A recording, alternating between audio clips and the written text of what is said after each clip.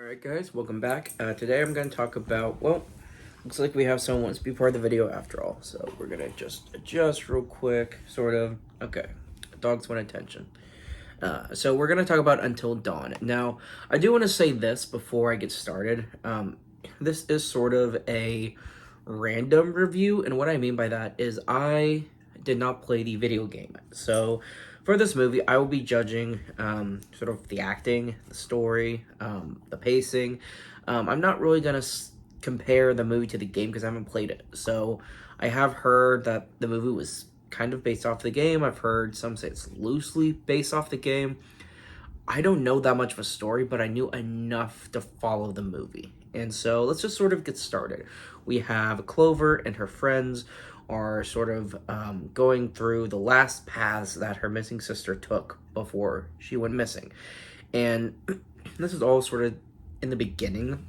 And they end up at this house where it's just raining all around, but this one house is in this one little plot of ground that's not raining. So they stay here for, they're trying to wait out the rain, and there's just a clock in, there's an hourglass in this house, and all kinds of weird stuff. It looks like it had been abandoned, but it looks like it maybe had been used.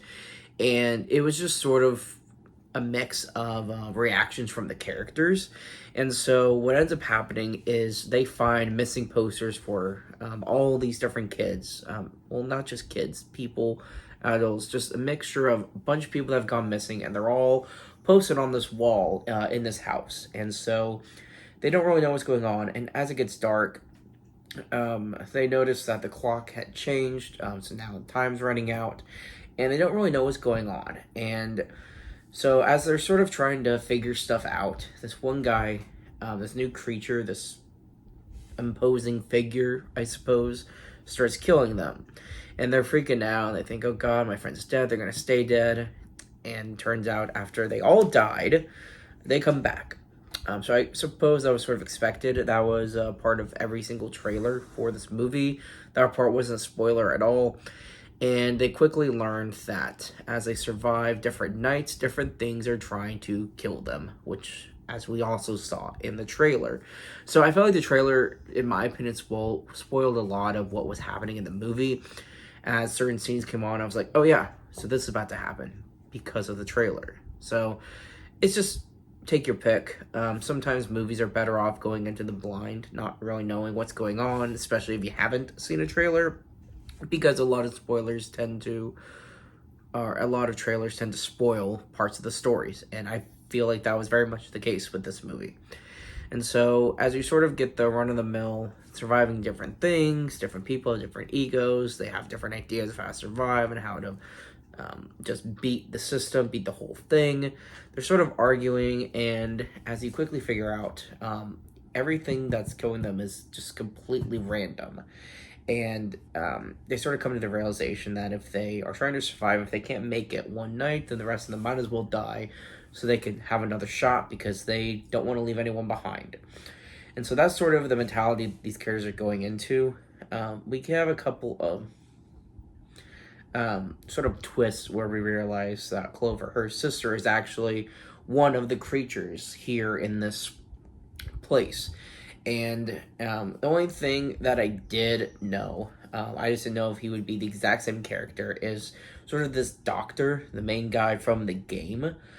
He was in the movie as well. So I knew that the actor was in the game. I didn't know if his character was a copy and paste, if it was a cameo thing. So that's what little knowledge I had of the game going into this movie. And so he does play a role where he's communicating with them through this old telephone, saying, I will show you guys how to get out, but Clover, you have to come alone. And so the characters then argue again, and she ends up wanting to go look for this guy. And so as they're traveling through this plot of land, of course, she runs into her sister, and then we have that confrontation, which her sister's already too far gone. There's nothing they can do. They can't save her sister. So it's just sort of, I feel like it was dragging on the runtime for the story with that kind of stuff. And so, yeah, the plot really didn't have too many layers. Once they figure out that that's what they have to do to survive, is just survive the night somehow, then that became like the only story. You were distracting, you know that?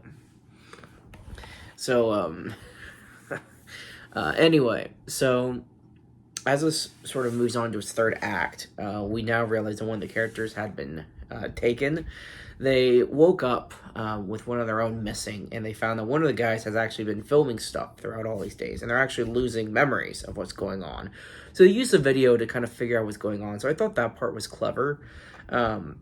And so now they generally know where they have to go to look for their missing friend, confront this one guy, and survive the night overall. And so there's a lot of sort of confrontations as we're going toward the end.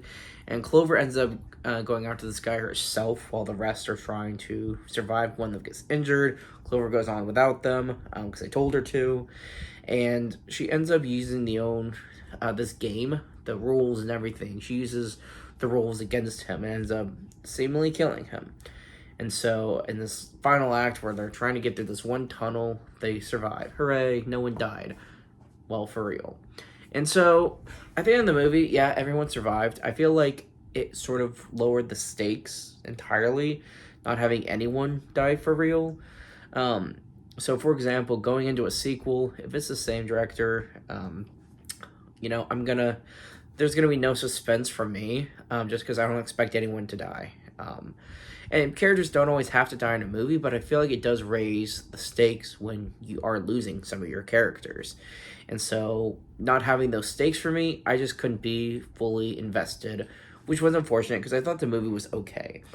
The scary aspects, some of the creature work and stuff, whether it was CGI or not, it's hard to tell these days. Whatever they did, it was okay. There was nothing that I felt was very eerie or scary. This movie was heavily reliant on solely jump scares. There's a couple creatures that I guess looked kind of neat, but they didn't look... I had no nightmares from this movie. I just didn't. And so I feel like they could have done more work into, or they could have put more effort into the horror aspect of this versus just the jump scares, but it is what it is. You never know what you're going to get with Sony. Being a Sony film, I just had no idea how this movie would turn out. We've got great movies from Sony like Spider-Man, and then you get Madam Web. So it's always 50-50 with Sony. But this one was alright. It was fun. It was generally fun.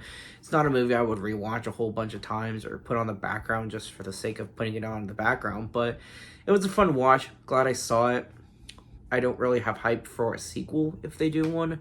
The only interesting thing about, or I would say the most interesting thing about the film is I can't remember if it was just the end of the movie or an end credits scene, but it sort of picked up exactly where the game started off, from what I've heard. So I guess that's interesting. I think because the game sort of, people can do what they want and it affects who survives. I don't really know if they can use a movie to copy the game. So I don't know how that would work. It'd be interesting to see if they would try. The game had motion capture, so they could, technically speaking, bring the actors back and they'd look, just like the characters. So we'll see what happens with this franchise. We'll see if it becomes a franchise. This is another video game movie, which those have been doing fairly well recently. Financially, Sonic the Hedgehog has been a success. Financially, Minecraft was a success.